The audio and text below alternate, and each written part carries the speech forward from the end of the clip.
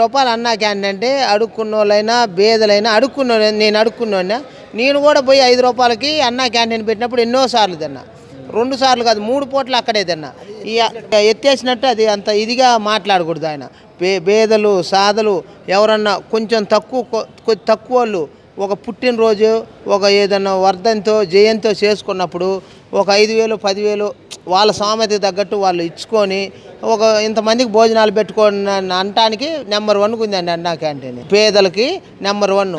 అట్లా మాట్లాడటం చాలా తప్పండి.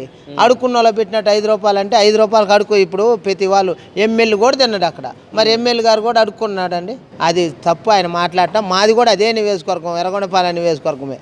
అతను మాట్లాడటం చాలా రాంగు. 5 రూపాయలకు అడుక్కున్న వాళ్ళకి అన్నం పెట్టేది ఏందండి? 5 రూపాయలకు అడుక్కున్న వాళ్ళకి ఏమన్నా ఉంది? అది ఆయన క్షమాపణలు చెబితేనే ఆ ఘర్షణలు కూడా ఆగేది. 5 రూపాయలు అన్నా క్యాంటీన్ అడుక్కున్న వాళ్ళు పెట్టడం అనేది రాంగ్ అండి. అది ఎవరన్నా పేదోళ్ళు పుట్టినరోజు చేసుకుంటారు, వాళ్ళకి ఇబ్బంది లేకుండా ఒక 5,000 10,000 వాళ్ళ స్వామతికి తగ్గట్టు ఏమండి ఇది ఇంతమందికి ఇది మేము ఇంత అమౌంట్ ఇస్తున్నాం, ఇది మా పేరు మీద ఇట్లా చేయండి అని చెప్పుకోవటానికి బాగుంది. అది ఇవాళ తిరుపతి ఉంది, ఆయన ఫ్రీ భోజనమైనా మొన్నల్లా ఆయన తారకరత్న వాళ్ళ నాన్నగారు ఎంత ఇచ్చాడు? 45 లక్షలు ఇచ్చాడు ఆయన పుట్టినరోజుకి. మరి దేనివల్ల?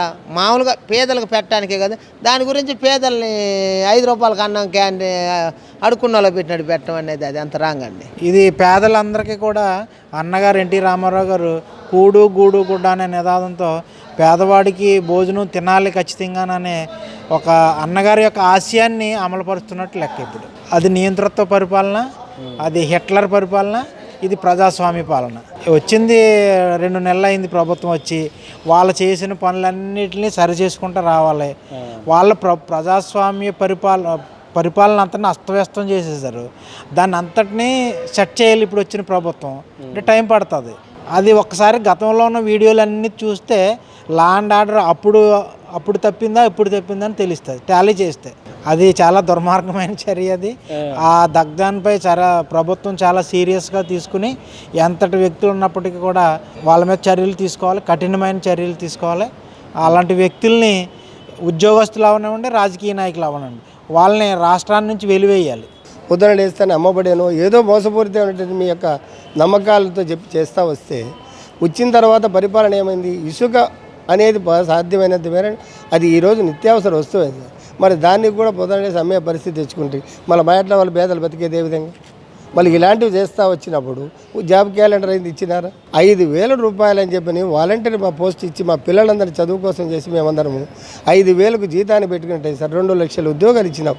5,000 రూపాయలకి ఎవరైనా పని చేయగలుగుతారు? ఈరోజు 5,000 రూపాయలతో తిండి జరగలుగుతుంది? మరి ఏమి నమ్మినాము? రేపు ఈ 5,000 రూపాయలతో చేస్తూ వస్తే మళ్ళీ జరిగితే మా పిల్లలకి ఇంకో రకమైనటువంటి ఏదో ఇంప్రూవ్మెంట్ అయ్యి లేదా వాళ్ళకి ఏదైనా మంచి మంచి పదవులు ఇస్తాడేమని నమ్మి మేము పిల్లలు పనిచేస్తే మరి ఈరోజు 5 సంవత్సరాలు అయింది. ఏమైంది సార్ పరిస్థితి ఏమవుతుంది అంటే కనీసం ఉన్నటువంటి మనం చేసినట్టు గతంలో ప్రభుత్వం చేసినటువంటి అప్పులు లక్షల కోట్ల రూపాయల అప్పులైంది. ఏ సమస్య తీర్చాలన్నా డబ్బులతో పని ఉంది. మీరు ప్రతి వారము మంగళవారం నాడు పోయిన తర్వాత తీసినారు, అప్పు తీసినారు.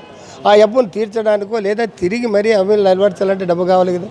డబ్బు కావాలంటే వారికి కూడా ఒక సమయం ఇవ్వాలి. మనం కూడా సరే చేసినటువంటి హామీలు నెరవేరుస్తాడు అనడానికి కొంచెం ప్రతి మనిషికి సమయం అంటూ ఉంటుంది. ఒక వంట చేయాలంటే కనీసం 2 గంటలు పడుతుంది సార్ భోజనం చేసే. కనీసం వస్తానట్టుగా భోజనం పెట్టలేదు అనడం ఎంత నిదర్శనం? ఈరోజు పరిపాలన కూడా ఇవ్వలేదు అనడం తప్పు. రేపు భవిష్యత్తులో చేస్తారని చెప్పి నమ్మకంతో ఈరోజు 163 మందిని ఆయనకు కూడా మేనిఫెస్టో ఇచ్చినారు. తప్పనిసరిగా ఆయన కూడా గెలిపిస్తాడని మాకైతే నమ్మకం ఉంది.